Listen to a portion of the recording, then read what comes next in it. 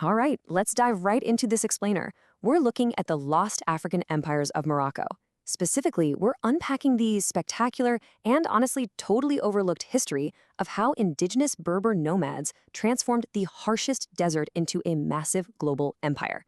We're talking about a hidden history that literally changed the medieval map, yet somehow it's largely forgotten by many today. So, how exactly did a small band of desert nomads build a lost African empire stretching all the way to Spain? Now, what's really fascinating about this question is how it completely reframes our understanding of global history. It reminds us that so much of the region's heritage is actually this incredible indigenous African achievement. It's a story of ultimate survival, sheer ambition, and just a spectacular rise to power. Looking at the timeline, we have the capture of Sijil in 1054, the founding of Marrakesh in 1070, and then the Almohad takeover in 1147. In just a rapid 26-year sweep, the Almoravid dynasty rose straight out of the desert sands, only to be eventually replaced by the mountain-dwelling Almohads. In just a few decades, these two clans totally reorganized the geopolitical structure of North Africa and Southern Europe. Part 1. Out of the desert. We start our journey in the Sahara. It's an unforgiving expanse of rock and scrub, literally the size of Europe. Out here, independent Berber clans of farmers and traders survived against absolute odds, preserving their ancient customs in one of the harshest climates on Earth.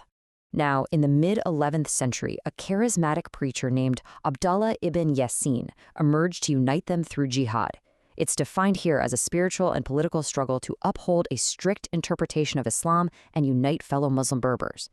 The crucial takeaway is that in this specific historical context, this wasn't about some anti-Western extremism, not at all. It was a highly localized mission to bring their own people together under a shared spiritual and political cause. And they moved fast. In 1054, they captured Sijil, a massive trading powerhouse. By taking the city, which was essentially the Casablanca of 1,000 years ago, they locked down a total monopoly on the trans-Saharan gold trade. They were exchanging goods like cloth, manuscripts, and horses. This massive influx of wealth let them build a formidable army equipped with powerful weapons and camels, which gave their movement just unstoppable momentum. But you know what their real secret weapon was? This genius water engineering called the Katara. It's a highly complex ancient Berber underground irrigation system. It allowed them to expertly tap into the underground water table, funneling and managing this incredibly precious resource for miles across an arid landscape.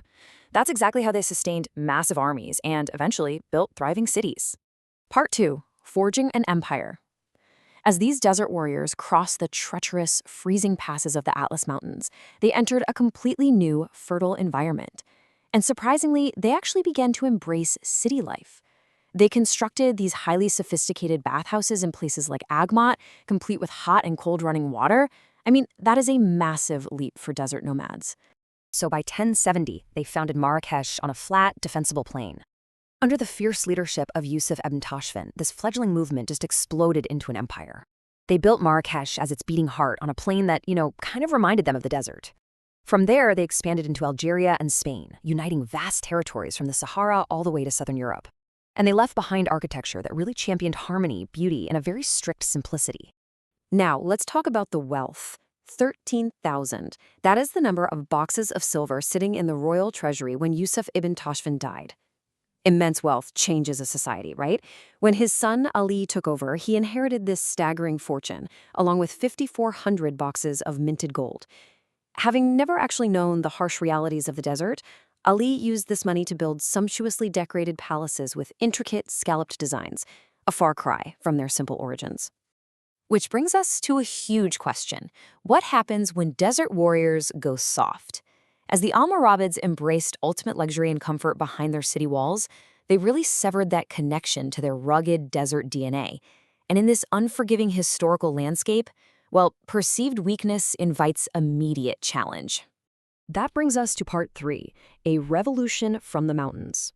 High up in the Atlas Mountains, an entirely new group of Islamic revolutionaries called the Almohads were leveraging that exact weakness to plot a takeover. Led by a man named Ibn Tumart, they actively preached against the wealth and corruption of the Almoravids, claiming they had a divine mission to restore the true faith. When you look at them side by side, the contrast is absolute. On the left, The Almoravids, with their desert origins, simple architecture, and globally accepted round gold coins. On the right, the Almohads, mountain revolutionaries with opulent, heavily decorated architecture, who introduced these highly efficient, square silver coins.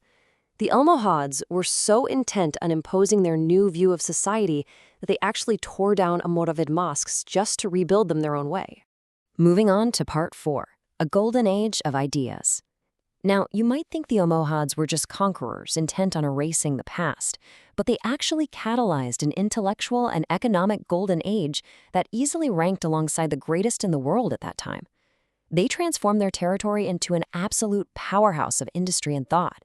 Take a look at this process: scraping skins, soaking hides in lime baths, softening the leather with guano and water, and finally dyeing it with natural herbs. Centuries before Henry Ford, the bustling city of Fez utilized this exact natural assembly line process to produce some of the finest leather on earth. And they needed this massive industrial output for one incredibly important reason: to bind and protect the thousands of precious books their society was churning out. Because books and ideas, they were the real currency of this golden age. They hosted hundreds of scholars from all across the Mediterranean. This deep intellectual tolerance allowed brilliant minds to collaborate, turning their massive empire into a rich hub for philosophical and scientific advancement. Scholars from vastly different backgrounds pushed the absolute boundaries of global knowledge together.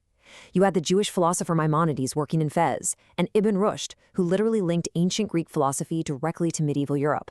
They pushed boundaries in everything from astronomy to Islamic law and beauty. Part 5, the Wheel of Empire turns.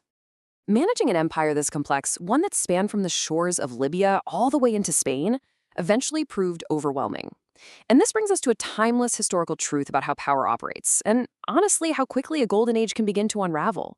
There's this fantastic quote from the 14th century philosopher Ibn Khaldun: "No justice without the monarch, no monarch without the army, no army without taxes, no taxes without wealth, and no wealth without justice." He perfectly diagnosed the fragile, interdependent ecosystem of a civilization. He viewed the state as a garden in perfect balance, where the military, the economy, and justice act like a constantly turning wheel that relies entirely on its weakest spoke. So by 1199, we see the death of the last strong leader, Yaqub al-Mansur.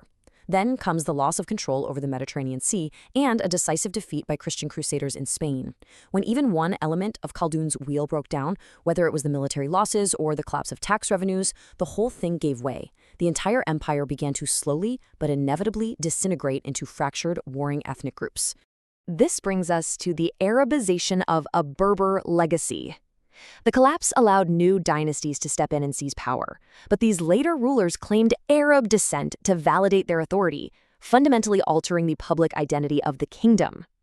And that right there is exactly why so many people today mistakenly view this entirely indigenous African Berber achievement as strictly Arab history. So, if a civilization this sophisticated could be swallowed by time and relabeled by history, what other incredible indigenous histories are we missing? It's a profound thought, right? If an empire this wealthy, powerful, and intellectually advanced could basically get a historical rebranding, what else is out there? I want to leave you with that question, hoping this explainer has really sparked your curiosity to look beyond the surface and discover the hidden forces that shape our world.